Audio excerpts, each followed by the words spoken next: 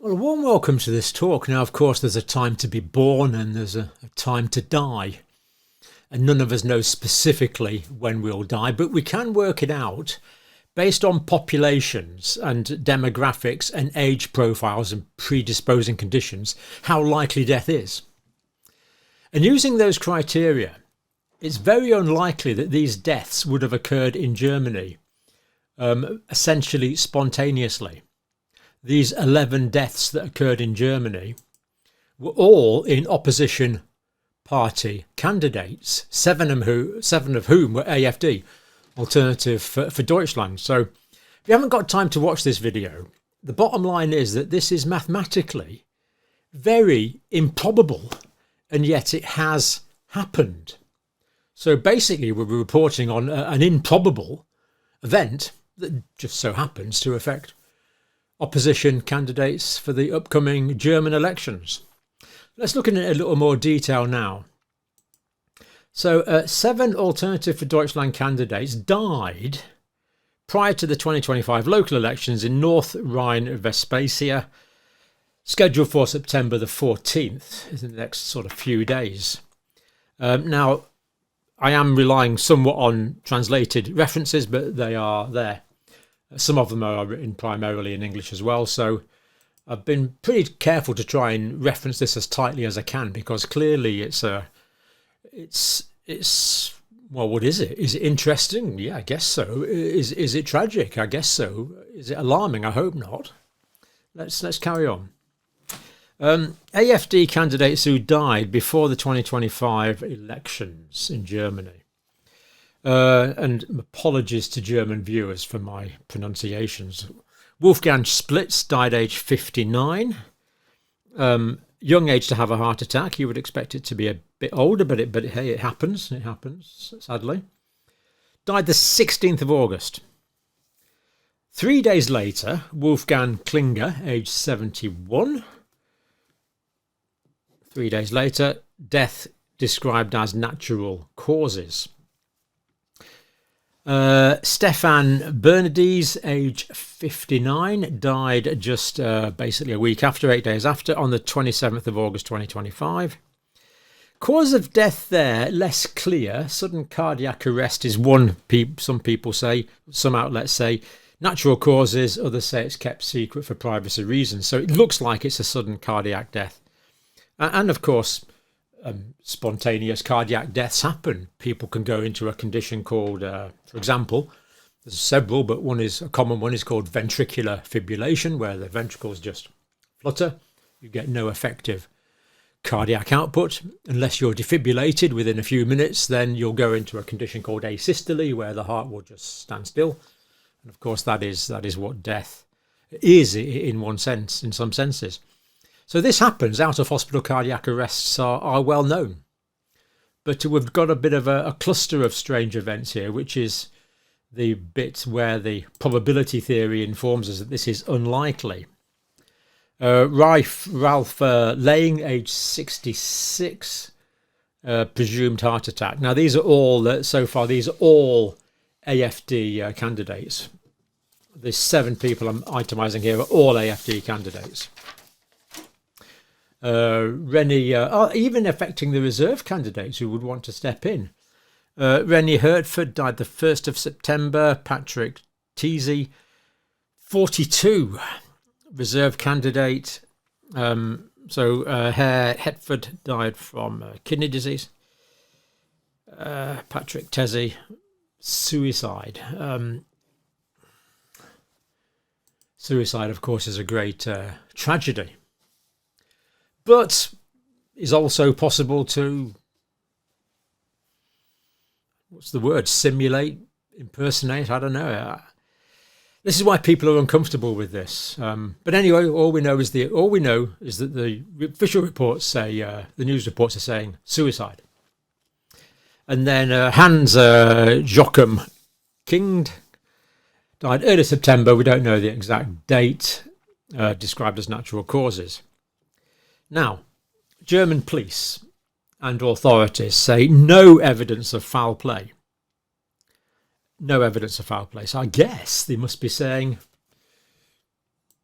What an unfortunate coincidence, which happens. Coincidences happen. Police and authorities have explicitly ruled out suspicious circumstances in all 6 cases. We now know it's 7 because since they issued that statement, there's been another AFD death, as well as the other opposition candidates that have died in these cluster areas that we see on the map. Now, I was thinking about this, and there's some factors here as to why this is extremely improbable. One is the tight time frame. There was 2 clusters of time frames. So these deaths occurred in a short period of time. From a restricted pool of candidates, there wasn't that many people to die. And of course, the smaller the number of people there are, the lower the probability that a proportion of them are going to die in a period of time. Age-specific probability of death is taken into account in the statistics we're going to look at. And then there's something called the healthy candidate effect. So I'll put these all in the notes here that you can download from the description. The whole thing's there with all the references. Above average health of political candidates. So basically political candidates are working full time, so they're going to be slightly healthier than the average person their age. That is the idea. Although it's obviously a very stressful activity. But above average health of candidates is kind of a recognised thing. And of course the tight geographical cluster is pretty surprising. German economist Stefan Homburg, statistically virtually impossible. Check that out. That's the reference there. AFD, Alternative for Deutschland deputy leader, one of the members of the parliament, I believe it's the Reichstag. Statistically striking and difficult to explain at the moment. And he'd never heard of such a thing. Right. So statistical abnormality noted. Now, I'm going to give this analysis here is from an analytical site in Germany called Lab News. Again, I've put the full reference down. Do click on them, check them out. Make sure I'm not making this up. I'm getting it from these references. The cluster of 6 deaths within a short period concentrated on one party. And of course, we now know it's 7 because, again, a 7th one sadly died since this was written. The probability of at least 4 deaths is approximately 1 in 78. So the 4 deaths, taking into account these factors like their age, the time frame, the restricted pool of candidates, age-specific probability. But this doesn't take into account the possibility of healthy candidate effect. So for the 6 candidates, it was 1 chance in 78. Add a 7th. And I don't know, I'd have to ask someone like Professor Fenton about this, but I would imagine that increases it from 78 quite significantly because a 7th, the more this happens, that you get exponential growth in the improbability. But another thing that's noted is it's been noted this occurs in 2 waves. So we've got these geographical areas and we've got 2 waves that had occurred in. And of course, had there been someone with malign intent, it wouldn't be far for them to travel round. Or, good question for community health people, did these people attend a particular event where there might have been a toxin of some sort? We don't know if they've been tested for toxins or not. We don't have that information. Or could they have acquired some sort of unusual infection from a political meeting? Again, open questions. Unlikely because we don't know of other attendees dying as far as we know. But as we say, information is limited. So wave 1, basically July, early August, opposition candidates from these various political parties. And 5 of them died. 5 deaths in approximately 3 weeks. And I am going to compare this with British and American elections later on in this video.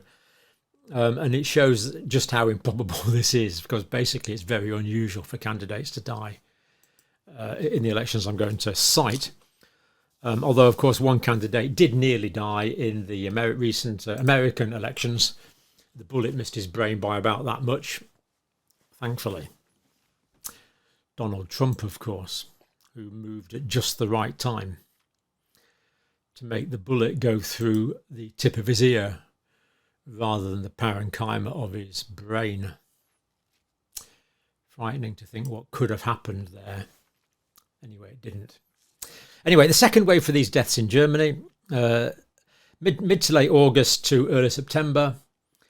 These were almost exclusively AFD candidates, as we've looked at the 7 that died. The other one that died was this guy. Now, this translates as sort of referendum party or people's vote or something like that. So again, I don't know, was this someone who could have potentially caused trouble? I don't know, but he doesn't now because he's not with us. All we know is he's died. We don't know. That's all we know. All we're reporting is what we know. Observed 6 to 7 deaths in approximately 3 weeks. Now, this is analysis from GFRI News. So the Lab News estimate for the 6 deaths was 1 in 78, not taking into account what we call healthy vaccine effect. But this is from GFRI News, and again, I'll give you the full references for this, and all the statistical working out is there. Don't pretend to understand it all, but I do understand the bottom line. GFRI News analysis. Check out the link. Statisticians among you can tell me if the statistical reasoning used is accurate. It looked convincing to me. Final results of the health, so including the healthy candidate effect. So the first wave, they say the possibility of these people dying in the first wave were 1 chance in 5,089, and the chances of people dying in the amount that the 6 or 7 candidates that died, 7 candidates that died in the second wave, it's 1 chance in nearly 250,000 that would arise by chance. So for these AFD candidates, according to this analysis, there's 1 chance in 247,351 that this arose by chance from this analysis. Put the two together, of course, and you get some massive improbability, but I'm not quite sure how valid it is to do that. But they do go on to speculate on that the probability of the 2 waves occurring are very, very improbable, over 1 billion to 1. So this means the double cluster clearly lies in the billion range of improbability, according to this analysis. That precisely explains why comparable cases, e.g. 4 deaths before an election, are virtually never documented historically. And of course, these deaths have disrupted the electoral process, invalidating ballots, in affecting districts and requiring reprints and new nominations. Now, just out of interest, I'm going to look at a couple of other recent elections. So this one's from the United Kingdom, and then we'll look at an example from the United States as well, just to finish. So this is the 2024 United Kingdom general election, where sadly we were, in my country, elected an overwhelming majority of the current Labour government.